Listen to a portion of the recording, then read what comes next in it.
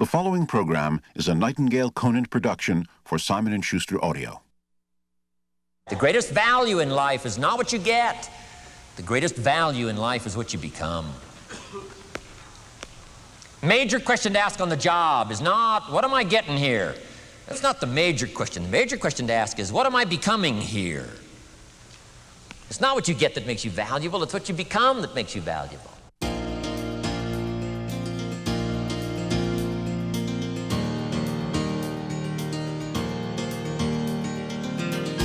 The Art of Exceptional Living by Jim Rohn. In this mix of live and studio recordings, you'll hear Jim share his philosophy for wealth and happiness that has changed the lives of hundreds of thousands of people.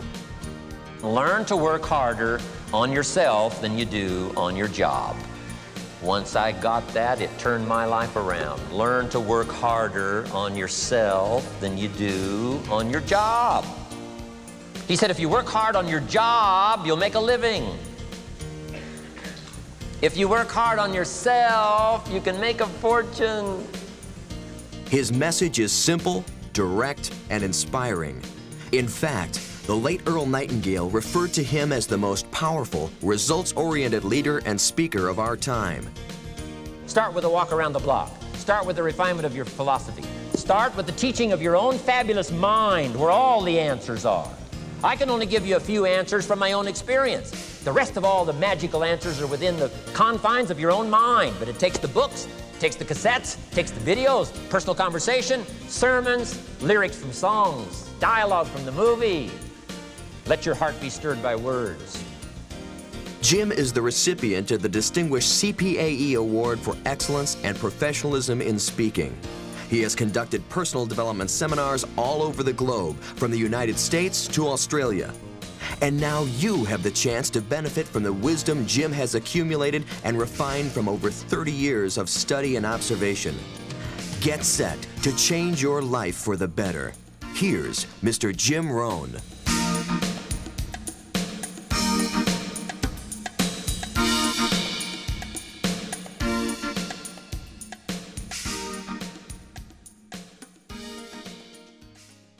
This is Jim Rohn. Unfortunately, I don't know you personally. I'm not familiar with your dreams or your problems. But fortunately for you, I don't need to be, because the ideas we'll be talking about on these cassettes are fundamentals to the art of winning. They will help you achieve your most inspiring dreams, guaranteed. As we go through these cassettes, you'll see very clearly for yourself just how these ideas can start making a major difference in your life right away. Where did these fundamentals come from? I didn't make them up. I first discovered them when I was 25 years old, at a time in my life when I needed some new ideas to help change the direction of my life. I wasn't destitute at the time, but I certainly needed some help. I guess we could all use a little help at age 25. Let me take a minute to tell you how it happened. I had gotten off to a great start in life. I was raised in farm country in Idaho, a small community of about 5,000 people, not far from the Snake River in the southwest corner of the state, a great place to grow up. After graduating from high school, I went to 1 year of college, and then I decided I was smart enough, so I quit, which was one of my major mistakes. Among many major mistakes I made in those early days. But I was ambitious and willing to work hard, and figured I wouldn't have any trouble getting a job, which turned out to be accurate. So with a head full of dreams and ambitions, I started my first job.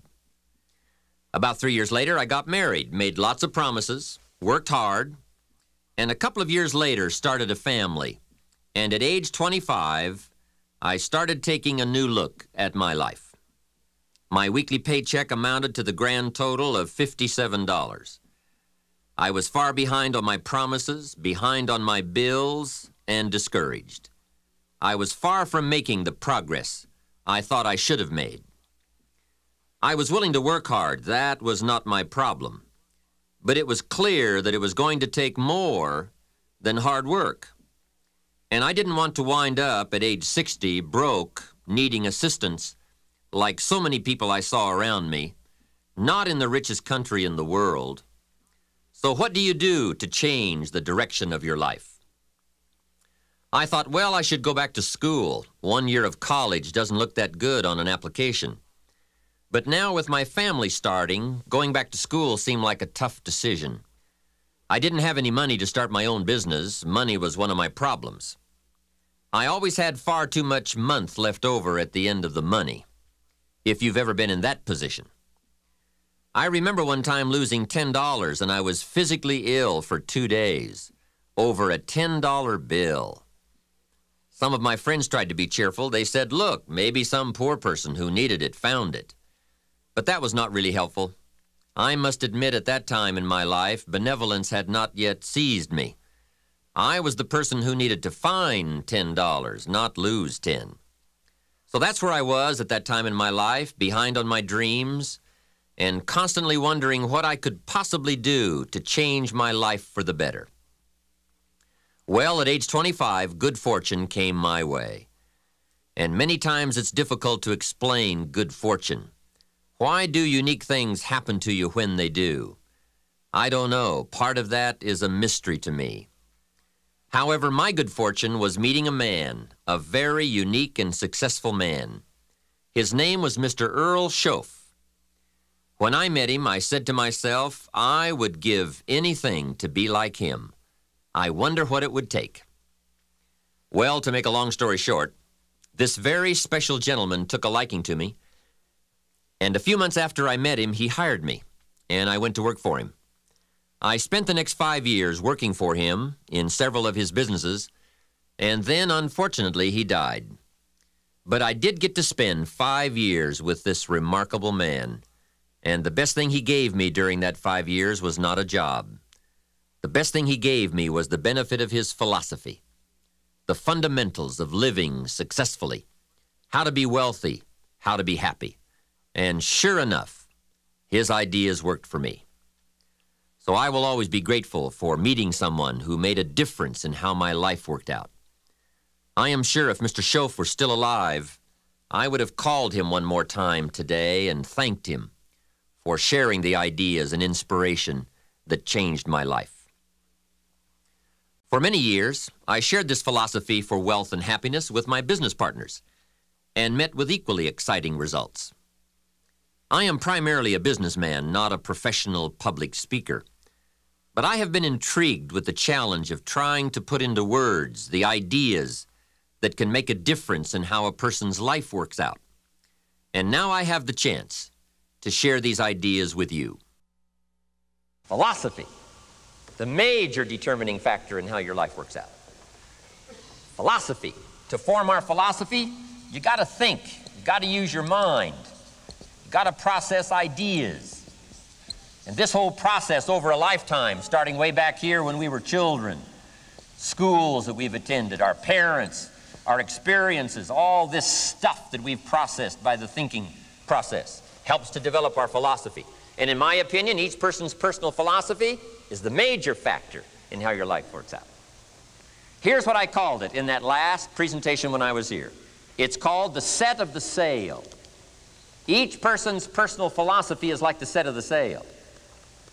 Now, I used to think it was circumstances that ordered my life. If someone would have asked me at age 25, Mr. Rohn, how come you're not doing well? Pennies in your pocket, creditors calling, nothing in the bank, behind on your promises to your family, you live in America, 25 years old, got a beautiful family, every reason to do well, and things are not going that well for you. What is wrong here? It would not have occurred to me to blame my philosophy. I mean, it would not have occurred to me. Saying, well, I got this lousy philosophy, and that's how come I got pennies in my pocket and nothing in the bank, and things aren't working well. That would not have occurred to me. I found it much easier to blame the government. Much easier to blame the tax problem. I used to say taxes are too high. Top tax rate when I first started paying taxes, 91%. Back then, when your income reached a certain level, all your income over that, 91%. So I used to say that's too high. Now, the top tax rate's about 33%. But people are still saying what? Taxes are too. See, but you can't use that anymore. If it's gone from 91 to 33, how could it be too high? Come on. I threw all that old excuse stuff away. Some people found it, though, and they're using it these days. My old list. I used to blame the traffic, the weather, used to blame circumstances, right? People say I'm too tall, I'm too short, I'm too old. I was raised in obscurity, raised on a farm, parents of modest means, all the stuff. If you were to ask me, how come you find yourself here, Mr. Rohn, age 25, living in America, land of abundance and opportunity, pennies, zero in the bank, not doing well, creditors calling, it would not have occurred to me to blame my philosophy. I found it easier to blame the company policy. I used to say, if this is all they pay, how do they expect you to do well? So I figured that, you know, my future was going to be tied to what everybody else was arranging, the economy and, right, interest rates. I used to say things cost too much. That was my whole explanation, not my philosophy, until my teacher taught me better that this is where the problem was, my own personal philosophy. Here's what's exciting about each person's personal philosophy. That's what makes us different than dogs and animals and birds and cats and spiders and alligators. That's what makes us different than all other life forms. The ability to think, the ability to use your mind, the ability to process ideas, and not just operate by instinct. In the winter, I'm telling you, the goose can only fly south. What if south doesn't look too good? Tough luck. It can only fly south. But see, human beings are not like a goose, can only fly south. I mean, you can turn around, go north, you can go east, you can go west, you can order the entire process of your own life. And we do that by the way we think. We do that by exercising our mind. We do that by processing ideas and come up with a better philosophy, a better strategy for our life, goals for the future, okay? Plans to achieve those goals. All this comes from developing our philosophy. Philosophy helps us to process what's available. Well, when we get here, we got seed, and we got soil, and we got some rain, and we've got some what? Sunshine, and we've got some seasons, and what? The miracle of life. Now, the key is, what do you do with all this stuff? How do you turn all this stuff that's available here into equity and promise and lifestyle and dreams and future possibilities? All of this that's possible now with human beings, how do you take all this stuff and turn it into this equities and values? Well, it starts with philosophy. What is the seed? What is the soil? What is the sunshine? What is the rain? Is it possible to take some of each of all the stuff that's available and turn it into food and turn it into value and turn it into nourishment and turn it into something spectacular and unique that no other life form can do? And the answer is yes.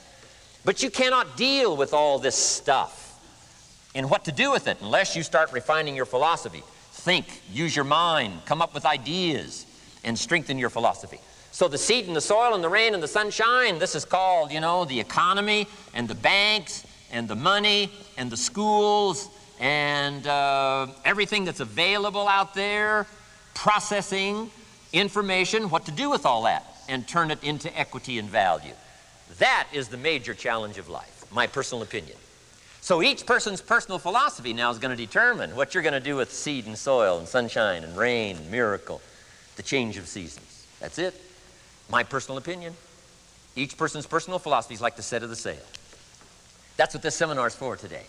Help you to trim a better sail. You don't need a better economy. You don't need better seed and soil. In fact, when it comes to seed and soil and rain and sunshine and seasons and the miracle of life, that's all you got. Now, what if you blame this stuff? Then you're blaming all you got. If you blame the economy, and you blame the schools, and you blame the teachers, and you blame the sermons and the preachers, and you blame, you know, the marketplace, and you blame the company and company policy, what else is there? When some people get through with their blame list, there isn't nothing else. That's all there is.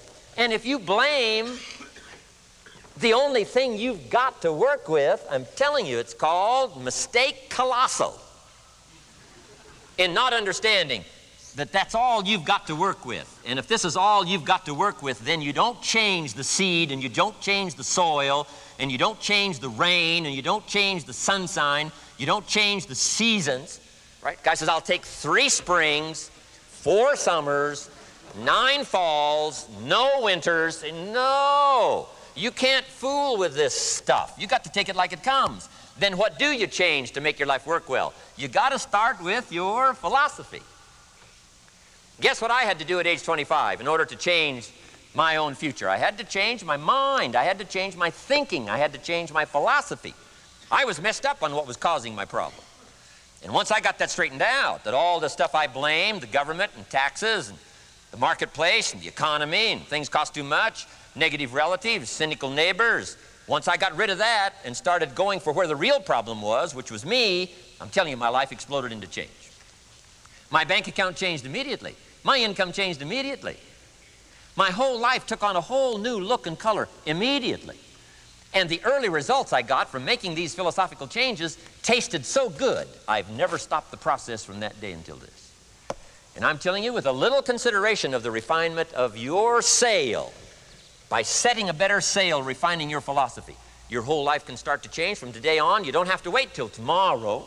You don't have to wait till next month. You don't have to wait till spring. You can start this whole process immediately. I recommend it.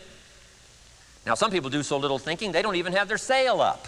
I mean, you can imagine where they're going to wind up at the end of this week, at the end of this month, at the end of this year. Now's the chance to change, process all this information. So number 1 is philosophy. Here's the definition of success and failure. Just make this note. Here's failure. A few errors in judgment, repeated every day. Now, you can automatically assume, Mr. Owen, I say, I can understand that. A few errors in judgment repeated every day. For 6 years?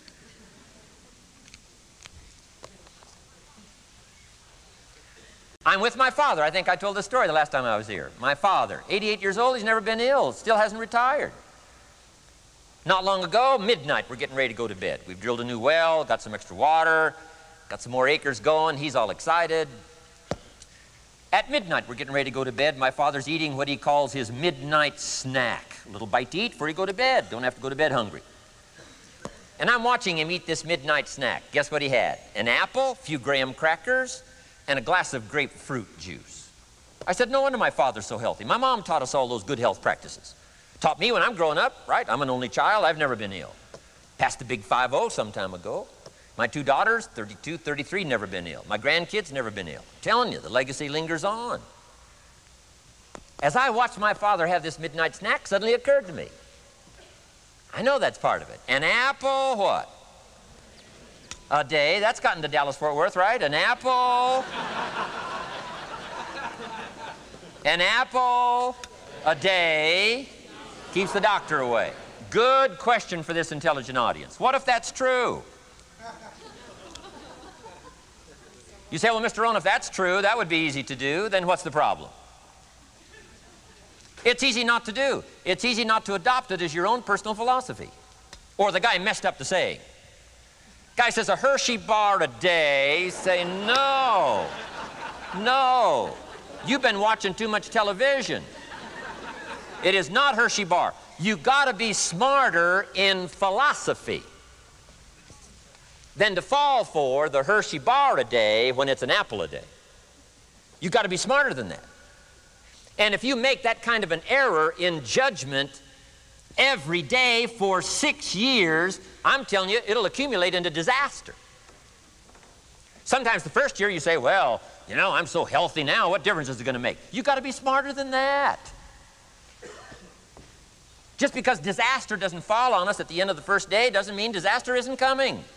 You got to be so smart that you look down the road and say, will the errors in my present judgment of philosophy, what's that going to cost me in 1 year, 6 years, 1 month, 6 months? I'm telling you, the money cost and the health cost and the success cost is too gigantic if you'll look down the road a little ways and say, Are there errors in my current judgment like an apple versus a Hershey bar? Is that just a good illustration of some of the rest of my errors in judgment? If it is, that's where I found myself at age 25. I started working when I was 19. I met my teacher who helped turn my life around when I was 25. That's 6 years. At the end of the first 6 years of my economic life, I've got pennies in my pocket. I've got nothing in the bank. The creditors are calling saying, hey, you told us the check was in the mail. I'm embarrassed. I'm behind on my promises. I live in America. I'm a 25-year-old American male. I got a nice family, every reason to do well. And I'm messed up. Now, what's messed up? I used to think it was the community that was messed up, and the country was messed up, and the government was messed up. If those Democrats ever get in the White House, that'll really mess things up. If the Republicans stay in power, that'll really mess things up. The economy was messed up. Interest rates are messed up. I thought all this stuff was messed up. Then I found out that's not what was messed up. I was criticizing the only thing I had to work with. What was really messed up was my own personal philosophy. My own errors in judgment in my own personal philosophy brought me in 6 years to pennies in my pocket, nothing in the bank, and trying to explain why I wasn't doing well, living in America, 25-year-old American male, got a family, every reason to do well. Now, once I understood this, here's the formula for failure: errors in judgment, being lax about developing your own personal philosophy. I'm telling you, it's called accumulated disaster. It doesn't matter whether it's your health or your bank account. Guy's got an empty bank account, probably has high cholesterol. Why? Over the last 6 years, he never paid attention to either one. And it doesn't matter whether it's a dollar, or whether it's your money, or whether it's your cholesterol count. All you got to do is commit the errors, and just because disaster doesn't fall on you at the end of the first day that you don't eat an apple. You say, well, I didn't eat an apple today, and tonight I'm not ill. Well, you got to be brighter than that. Someday you got to leave first grade. The reason we make those first grade desks so small so they won't fit at age 25. I mean, right? You don't belong here anymore. Come on. Now let me give you the secret to success. The formula for failure: a few errors in judgment repeated every day for 1 month starts the weakness, starts the disaster process. You can imagine what happens in 6 years. Now here's the formula for success: a few simple disciplines practiced every day. And you've started a whole new process called a whole new life. A few simple disciplines practiced every day. And if you decide today to go for the apple instead of the Hershey bar, I'm telling you, you have begun the process of turning your life around. And if you keep up that process, not only with your health habits, but with your money habits and with your communication habits, with your sales habits and management habits and every other habit that you've got, if you'll start that process, eliminate the errors and replace it with disciplines practiced, I'm telling you, you can start this process of life change immediately. After today, you don't ever have to be the same again. Only by choice. You don't have to walk out of here the same as you walked in today. Only by choice. You can start a whole new process. And you say, well, Mr. Rohn, is it that simple? Yes, it's that simple. Where else would you start but with an apple? You don't have to start with something staggering. What if you should be walking around the block for your good health and you don't? What'll that do in 6 years? I'm telling you, the word is disaster. You could and you should and you don't. Here's an even stronger word. You won't. I mean, don't might mean you're careless. Won't probably means you're stubborn. And either one's called disaster. Could, should, don't. I'm telling you, that's why at the end of 6 years, I found myself with pennies in my pocket, nothing in the bank, creditors calling. Could, should, won't. Could, should, don't is called disaster. Now, how do you change all that? The next 6 years, I got rich. The next 6 years, I became a millionaire. By the time I'm 31, I'm a millionaire. How about that? You say, well, Mr. Rohn, what happened? Well, strangely enough, during that second 6 years of my economic life, the government was about the same. I'm telling you, taxes were about the same. My negative relatives were The same. I'm telling you, the economy was about the same, and prices were about the same, and everything else was about the same. Circumstances were about the same. Then how come I got rich? How come I totally changed my life? I was not the same. Somebody says, well, what did you go to work on to do all that? I started with my philosophy. I started amending my errors by doing some better thinking, changing my mind, coming up with ideas that I didn't have before I met my teacher. And once that whole process started for me, I'm telling you, I changed my whole life. Within a 6-year period, I was never the same. And I've kept up that process all these years. One of the reasons why I'm here is to continue my craft. I don't want the day to come someday somebody says, you should have heard Jim Rohn 10 years ago when he was really terrific. Guess what I want people to say? I heard him 10 years ago, but you should hear him now. I'm telling you, the man works on his craft. I'm telling you, the man's done some extra reading. I'm telling you, the man doesn't miss a trick. I'm telling you, he's worked hard on himself. That's why he's able to deliver like he does. The same thing can happen for you as a teenager. It can happen to you as a mother, as a father, as a business person, as a salesperson, running a business. Doesn't matter. Management, wherever you find yourself. This is the process called personal change. And what I say to start with is, start with your own philosophy. Your philosophy is going to determine whether or not you go for the disciplines or continue the errors that's called potential disaster. And everybody has it within their power. Well, it was so happy for me to find out at age 25, Mr. Shoaff said, Mr. Rohn, you don't have to change countries. But you do have to change philosophy. And if you'll change philosophy, not country, you can turn around your income, you can turn around your bank account, you can turn around your skills, you can become capable, powerful, sophisticated, healthy, influential, all the other equities that you could possibly want out of your life, using the only stuff there is and not trying to change any of this stuff. Appreciate all of this stuff with all of its ups and downs, with all of its mystery of why it works and sometimes it doesn't work. Don't challenge this. You don't have to ask for another planet. You don't have to ask for another country. Just ask for another book. Ask for another seminar. Ask for another idea. And you can start this whole process of personal life change. Now, I could spend the whole day on philosophy, because that's where it is. If I could get you intrigued with that enough to study it, enough to ponder it, to where you would pick up the commitment like I did and say, hey, as simple as an apple a day, as simple as a walk around the block, why not start right there? If you don't start there, where else are you going to start? Might as well start where it's easy, and then go to the more complicated disciplines. Key. Philosophy.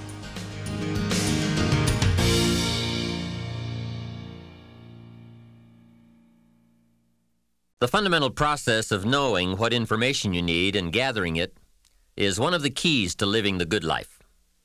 Some of the best advice Mr. Shoaff gave me in those early years was why and how to study. That's a key word for life change, study. If you wish to be successful, study success. If you wish to be happy, study happiness. Happiness is not an accident. It is first a study and then a practice. If you wish to be wealthy, study wealth. Would you like to guess how many people make wealth a study? Right, very few. Surely, since wealth and happiness and success are all values to cultivate, you would naturally assume that most people would make a careful study of them. Why they do not is yet another example of those aspects of life that fall into the category of mysteries of the mind. Remember, major keys to your better future are going to be ideas and information. If we have any lack, it is not because we lack money or opportunity or resources. It is because we lack ideas that have taken form from information. Many years ago, I learned that some of the best advice ever given comes from the Bible. There's a phrase in that amazing book that says, if you search, you will find. So that is the way to discover ideas and life-changing information. Search. In order to find, you must search. You must go to the seminars and to the training classes. You must listen to the cassette programs that can give you breakthrough ideas. You must go and engage in conversations with people of substance. You must go looking, go searching. Rarely does a good idea interrupt you. And as you make a diligent search, you will find just the ideas you need. Now, here is the next key word in the process of seeking information that can change your life, and that word is capture. When you find a good idea, capture it. Don't trust your memory. Capture everything. Write it down. Record it. This is one of the reasons why we have put this program on cassette tapes, to capture the ideas. As a serious student of wealth and happiness, I would encourage you to make use of a journal as a gathering place for all the ideas that come your way. So start a new discipline that can lead to wealth and happiness.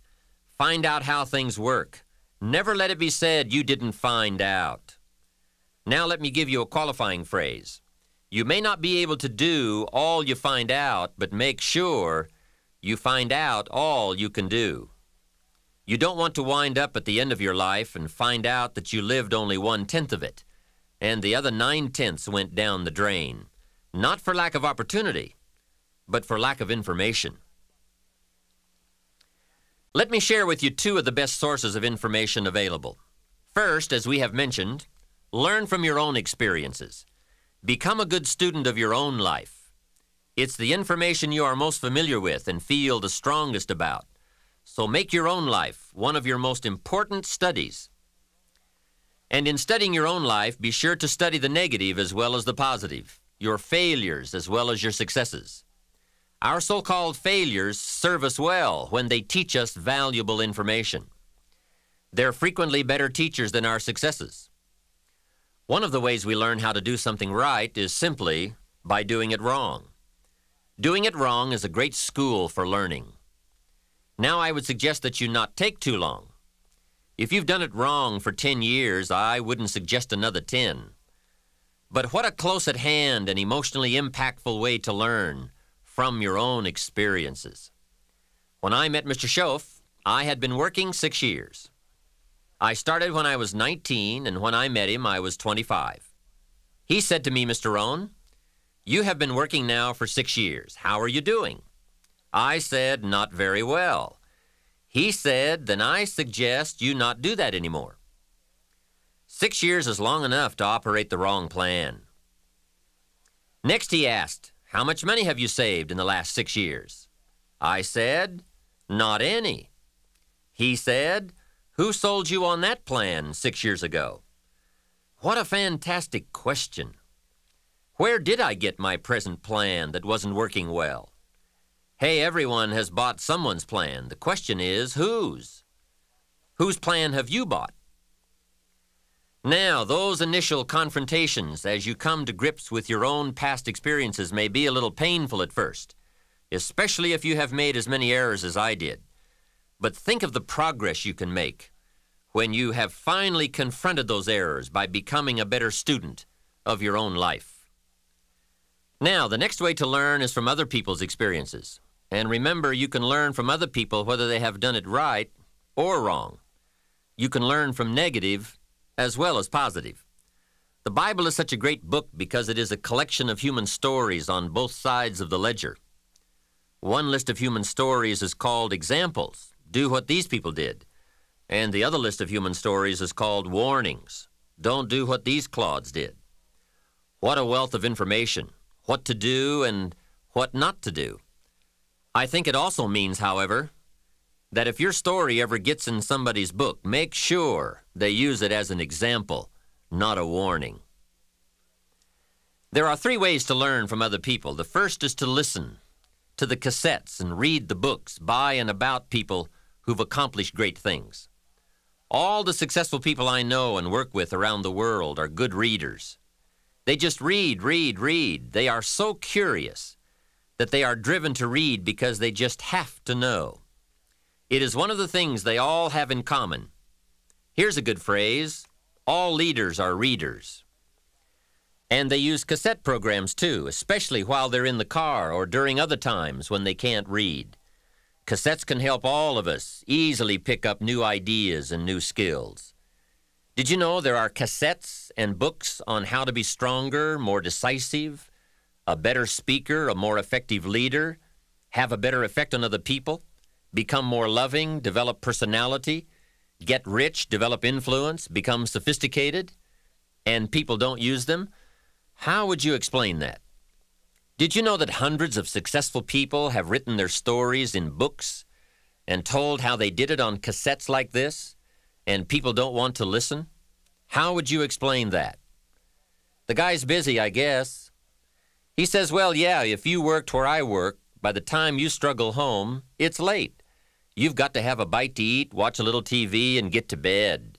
You can't stay up half the night and read. And this is the guy that's behind on his bills. He's a good worker, hard worker, sincere. But remember, you can be sincere and work hard all your life and wind up broke, confused, and embarrassed. You've got to be better than a good worker. You've got to be a good reader, a good listener. At least he could hear a good cassette on the way home, right? Now, you don't have to read or listen to educational cassettes half the night. Although if you're broke, it's a good place to start. But here is all I ask, just 30 minutes a day. That's all. Stretch it to an hour if you can, but at least 30 minutes. Half rich isn't bad.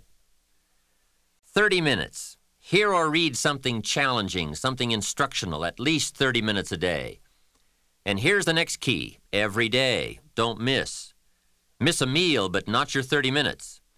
Hey, you can get along without some meals, but you can't get along without some ideas, examples, and inspiration.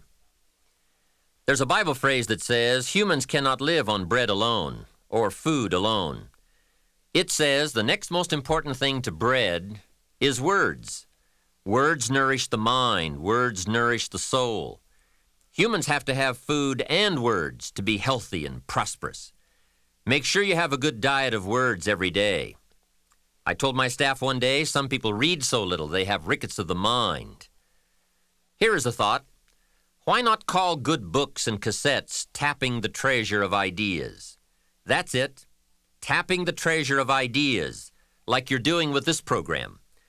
And if somebody's got a good excuse for not tapping the treasure of ideas for at least 30 minutes every day, or spending the money and getting the books and cassettes, I'd like to hear it. Some excuses you wouldn't believe. I say, John, I've got this gold mine. I've got so much gold, I don't know what to do with it all. Come on over and dig. John says, I don't have a shovel. I say, well, John, get you one. He says, do you know what they want for shovels? Hey, invest the money. Get the cassettes and books. The best money you can spend is money invested in your self-education. Don't shortchange yourself when it comes to investing in your own better future. Let's go through it. You need a good library. Shof got me started on my library. Here's one of the books he recommended. Think and Grow Rich by Napoleon Hill. Think and Grow Rich. Shof said to me, doesn't that book and title intrigue you? Think and Grow Rich. Don't you have to read that book? Think and Grow Rich. I said, yes, sir. By Napoleon Hill. I went and found that book in a used bookstore. That's where I had to start. In a used bookstore. I paid less than 50 cents for it. I've still got it. It's one of the rare hardback covers. Think and Grow Rich by Napoleon Hill. Wow, Shof was right. Get a library started. It'll change your life. Any home over $200,000 has got a library. Why do you suppose that is? Wouldn't that make you curious? How come every home over $200,000 has got a library? Does that tell you something? Does that educate you at all? You say, well, I can't afford a $200,000 home. It doesn't matter what size home. Take your present apartment, clean out a closet, call it your library, and start acting intelligent. And start this process like I did. Start developing a library. Here's what your library needs to show, that you're a serious student of health and life, spirituality, culture, uniqueness, sophistication, economics, prosperity, productivity, sales, management, skills, values of all kinds. Let your library show you're a serious student. Here's some key sections to put in your library called mental food. In fact, we call it food for thought. It's so important to nourish the mind, not just the body, but nourish the mind. Key phrase, now it needs to be well balanced. You can't live on mental candy. Somebody says, well, I just read this positive stuff. That's too second grade. You've got to get out of second grade. You can't just be inspired. You've got to be taught. You can't just be inspired. You've got to be educated. Key. Here's a good book. It's called How to Read a Book. Good title, How to Read a Book by Mortimer Adler. In this book, How to Read a Book, Mortimer, you know, is the chief editor of the new Encyclopedia Britannica. A good set of books, right, to have in your library. The Encyclopedia Britannica, chief editor, Mortimer Adler. He's in his 80s. He's still active, still writing books. But he wrote this book, How to Read a Book. Now, in this book, How to Read a Book, not only does he give you some good suggestions on how to get the most out of a book. It's one thing to read it, it's another thing to get the best out of it. He'll give you some techniques on how to get the best out of a book. It's very good. But here's what's also in his book, How to Read a Book, a list of what he calls the best writings ever written. The best writings ever written. I've used it as a centerpiece for my library. So I'm just asking you, take a look. If it suits you, fine. If it doesn't suit you, hey, keep looking until you find something to suit you. But well balanced. Let me give you some of that balance. Number one, history. We've all got to have a sense of history. American history, national history, international history, family history, political history. We all need a sense of history. Shortest history lesson, opportunity mixed with difficulty. No matter how far back you go, 1,000 years ago, 2,000 years ago, 3,000, 4,000 years ago, I'm telling you, it all reads the same. Once you understand the thread that it isn't going to change, then what's going to change for my life? Answer, looks like I'm going to have to change. History helps us to understand how it is, what there is to work with, seed, soil, sunshine, rain, and what human beings have done with it in the past. And how many of them have, like I did by age 25, they have messed up. That's what history's for. Be a good student of history. Here's a good book, Lessons of History by Durant. Lessons of History by Durant. This little book is only 100 pages, but I'm telling you, it's so well written, you'll be intrigued, as I was. This little book, Lessons of History by Durant.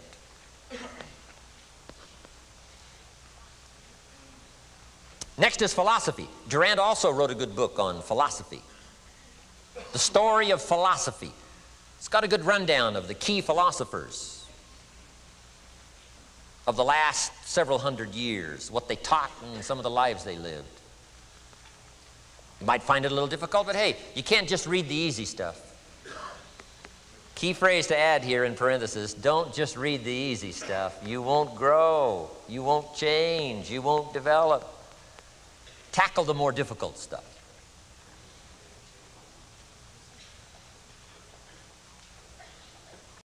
Next, novels. Novels are good. Sometimes an intriguing story keeps our attention so that the author can weave in the philosophy he or she is trying to get across. Ayn Rand was probably better at that than anybody else I could possibly think of. Atlas Shrugged, some of those towering novels. The novel kept us intrigued, but guess what she was doing all the time? Feeding us her philosophy, feeding us her philosophy. Now, whether you agreed with her philosophy or not, you had to admit she was really good at getting it out there, weaving it through the story, in the dialogue and in the speeches and in the text. Fabulous. Novels. Novels are good. Now, here's a little personal advice. Skip the trash. I mean, you don't. Someone says, well, sometimes you can find something valuable in a trashy novel. I wouldn't go through it to find it. You can find a crust of bread in a garbage can, but I wouldn't go through it. Number one, you don't need the reputation. So, not enough time to read the brilliant stuff, the good stuff. Skip the trash, really. Key.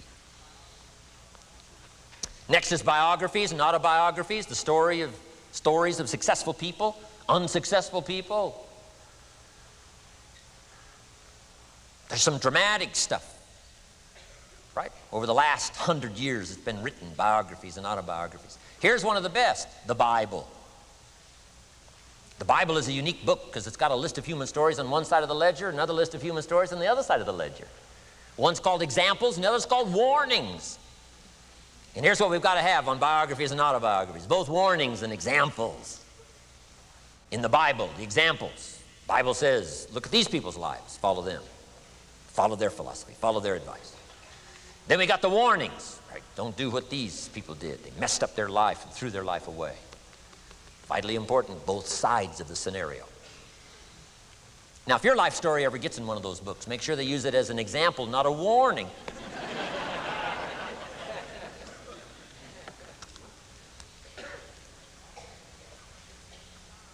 Also, we need balance, both sides, balance, good and evil, biographies, autobiographies.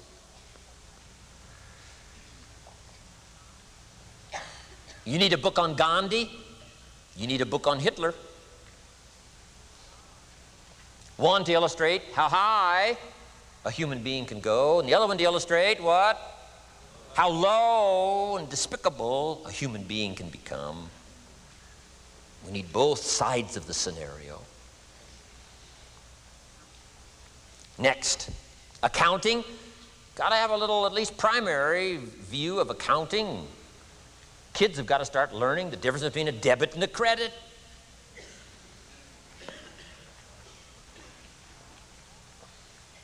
Next is law. We all need, right, a little bit. You don't have to be a lawyer, but you got to know contracts, what to sign, what not to sign, backups, good advice, how to be safe rather than sorry. All of us need a little law, not a lawyer, but a little law, especially these complicated days. Everything's in court these days. I learned this the hard way. Company wanted to borrow money a long time ago, up in Canada. Company wanted to borrow some money. The bank said, well, yes, we will loan the company the money if Mr. Rohn will sign personally. And I wanted to play hero, and I knew the company could pay it back. $250,000. So I signed. No problem. Sure enough, within less than a year, they paid it all back. $250,000. I am now a hero. Well, about a year later, this company gets in financial trouble. They go back to the bank and borrow this $250,000 again. I said, I hope my phone doesn't ring because I won't sign the note this time. Because I knew they were in trouble. I knew they were probably going to go bankrupt. My phone never rang. I'm off the hook. Sure enough, within less than a year, the company goes bankrupt, can't pay. But I get this letter from the bank saying, Dear Mr. Rohn, since the company cannot perform its obligation and pay this $250,000, and since we have here your personal guarantee, would you please send us your check for $250,000? I said, hey, hold it. There must be some mistake here. I signed that first note, and they paid it all back. I wouldn't have signed the second note. I didn't sign the second note. Well, what I didn't know I had originally signed was a continuing guarantee. So now I know what the word continuing means.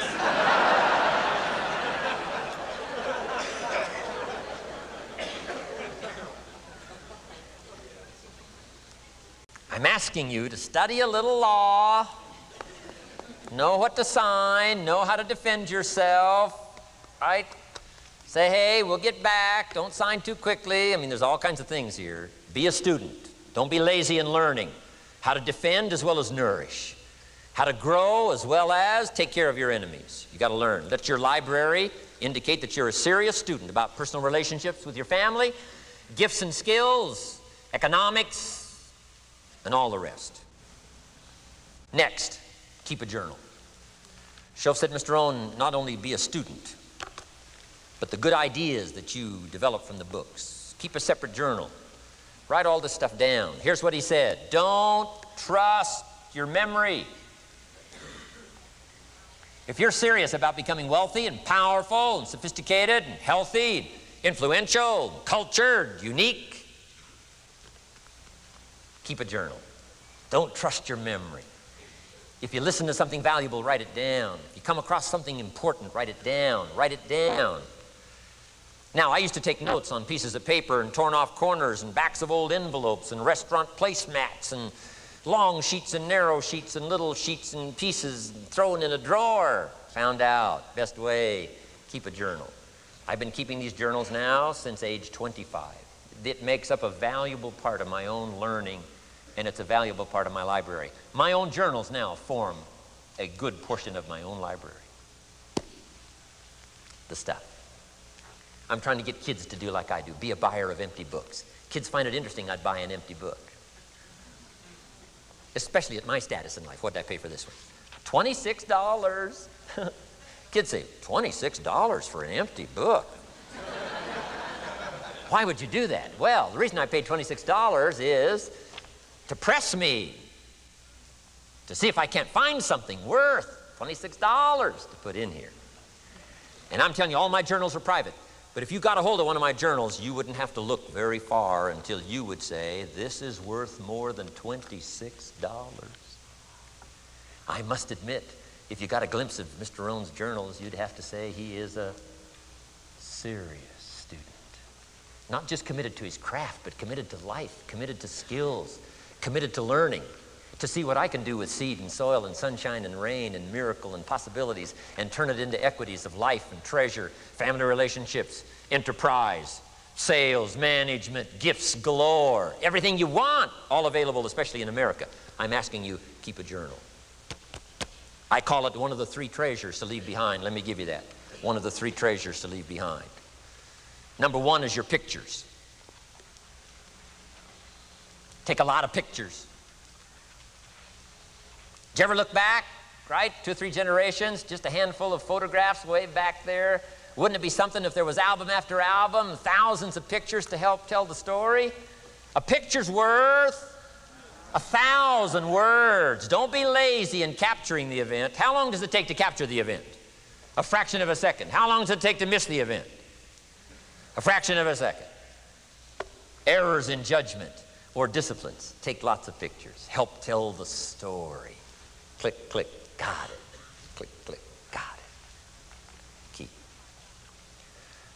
I go to Taiwan to lecture. Taipei, Taiwan. Grand Hotel. Neat place to do a weekend seminar. I got 1,000 students. Guess how many cameras? 1,000 cameras. They all bring their cameras. They wouldn't miss the event, take pictures. Takes me more time to take pictures than it does to do the lectures. Here's my new American friend. Here's my new American friend. Click, click, save it. Got it. 1,000 words, each one. What a scenario. Don't miss the pictures. When you're gone, one of the things to leave behind, the treasure in picture as well as in words. Keep. Next, your library. The library that you gathered, that taught you, that instructed you, that helped you to defend your ideals, that helped you to develop a philosophy, that helped you to become wealthy and powerful and healthy and sophisticated and unique. The library that helped you conquer some disease, the library that helped you to conquer poverty, the library that caused you to walk away from the ghetto, the library, the books that instructed you, fed your mind and fed your soul. Leave your library behind. One of the greatest gifts you can leave behind is your library. Stepping stones out of the darkness into the light. Your library. So leave your books behind. Your books will be more valuable than your couch. Your books, your books, your books. And third is your journals. The ideas that you picked up. The notes you took at seminars like this. Wherever you found an occasion to gather something valuable and put it in here so you could go back over it and go back over it. Repetition is the mother of skill. Read it one more time. Learn it one more time. See if you can't digest it one more time. Let it coach you one more time. Let it teach you one more time. Let it inspire you one more time. Words are inspirational. The lyrics of a song. And not just read it once. That's why we put our stuff on cassettes so you can go through it again and again and again. If you hear a beautiful song that does something to you, you don't say, well, that's enough. Don't need to hear that again. No. Wouldn't you want to hear it again, hear it again, hear it again? Let it instruct you. Let it feed you. Let it teach you. Take you on wings of emotional journeys. Wouldn't you want to do that again? The answer is yes. That's what's so important. And here's what's important. One of the things to leave behind, that's your journals. All the stuff you took the meticulous time to gather. One of the greatest proofs that you're a serious student. Taking pictures, that's pretty easy. Buying a book at a bookstore, that's pretty easy. Here's one that's a little more challenging. Be student enough of your own life and your own future and your own destiny. Be student enough to take the time to keep the notes and keep the journal. You'll be so glad you did. What a treasure to leave behind when you go. Your journals. Wow. I wouldn't be without mine now. I'm in Carmel, California, one of my favorite places. It's where I wrote my first book called Seasons of Life. I went to this little church one Sunday morning. First time I'd been there. Little small church, I don't know, 150 people. Classic sermon that morning. Classic sermon. One of the best I've ever heard in all of my life. I happened to be there. And I had my journal. While this sermon is going on, I can't believe it was so precise, it was so unique, it was so powerful. And I've got my journal, and I'm taking notes. Taking notes of this classic sermon. Guess how many other people were taking notes? Approximately, guess. How many do you suppose? It looked like, best as I could tell, I'm the only one taking notes of this classic sermon. Now, since I'm a stranger there, and it's the first time I've been there, and I'm taking these notes, people started looking, who is he and what's he doing? I started feeling just a little bit uncomfortable. I'm still writing. Now I'm feeling kind of like a spy, right? I could hear some of them say, he's going to get out of here with some of this stuff. And I did. I'm the guy that walked away with the stuff. I'm asking you to be no less sincere and be no less committed to the advancement of your philosophy, the set of the sail,